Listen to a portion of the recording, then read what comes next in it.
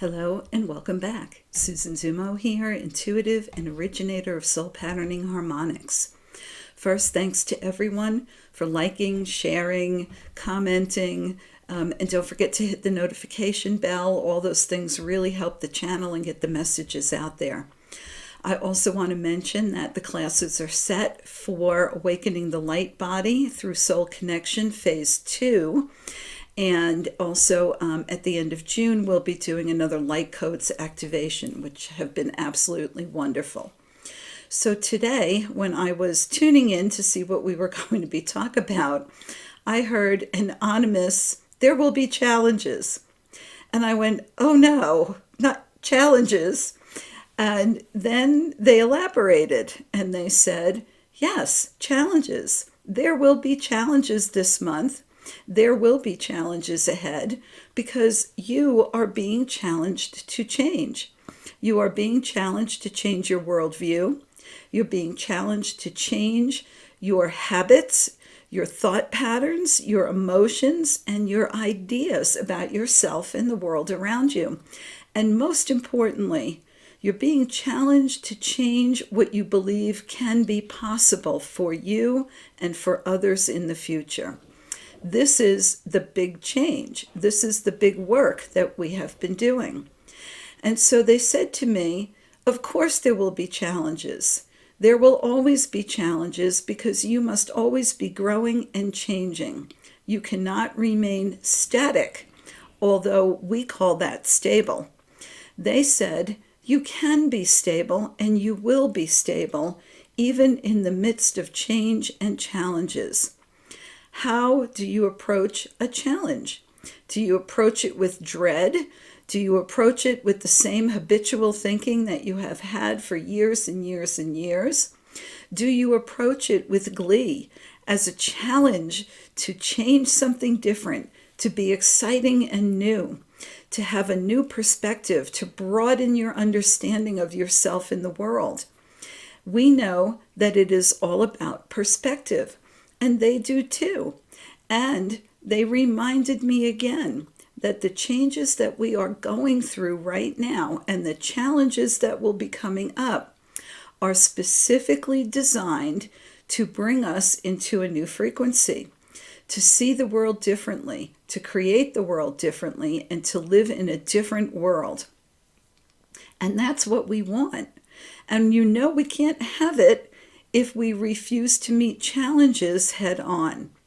So they said, do not go back into the bed and crawl into the covers and hide from your challenges.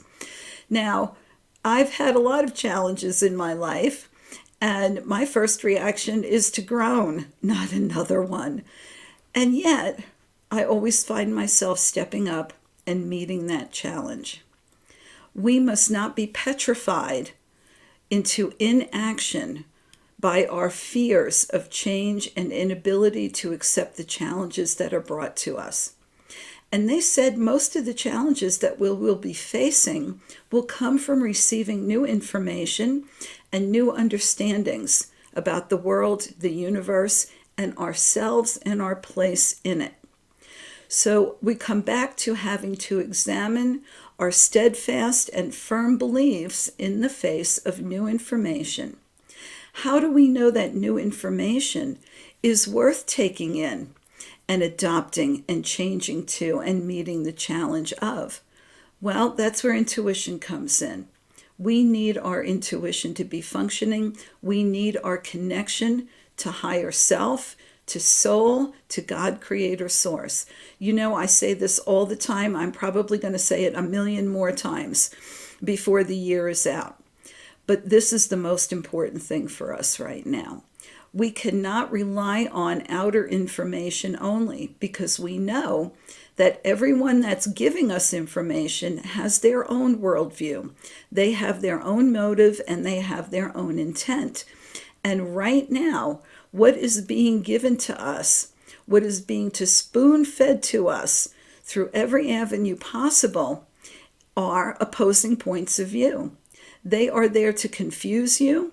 They are there to bring your frequency down, and they are there to get us in the muck and mire and bogged down in 3D discussions. We do not need to do that.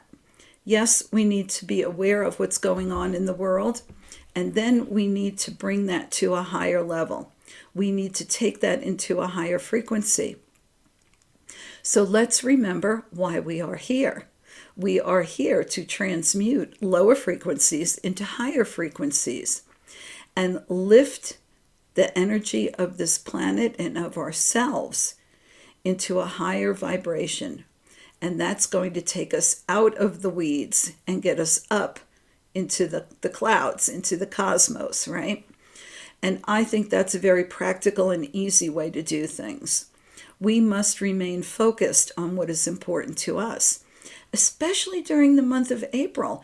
And I was reminded that as we are making decisions based on the challenges that are going to be presented to us, we want to be open-hearted and clear-headed. And clear-headed means connected to source, connected to our higher. We don't want to run around screaming, waving our arms, and making decisions out of a state of hysterical panic. And I hate to say this, but I've seen a lot of people do that. I've seen a lot of people react out of their emotions and their unhealed wounds. I've seen a lot of people jump for joy because something fell into alignment with their belief systems without questioning the feasibility of it. We must use our critical thinking minds. If we still have them, we must use them to make the decisions of our life. Do not let others make your decisions for you. Own your life, own your decisions, and own it from a higher perspective. I can't say it enough, but your soul knows what you need and knows what is best for you. Talk to it. Talk to your higher, right? Get that information that you need. And if you have difficulty reaching that information, then work on getting there so that you can get to that information. This is a noble and worthy pursuit, they told me, and we must all step on that path and walk it together. Think, breathe, right? Open your heart. Make your decisions from a place of love of self and others. Make your decisions from a place of a desire to be harmless to self and others. And make your decisions from a higher perspective, although we are still grounded in this reality. We are walking the line, right? We are walking the tightrope of being in both realities at the same time. And this is not an easy task. The challenges that will be presented to us are designed to knock you off that tightrope so that you can fall and have to scramble back up again. Be prepared. Be centered. Be sane is what I want to add, right? Don't be running around like a crazy person.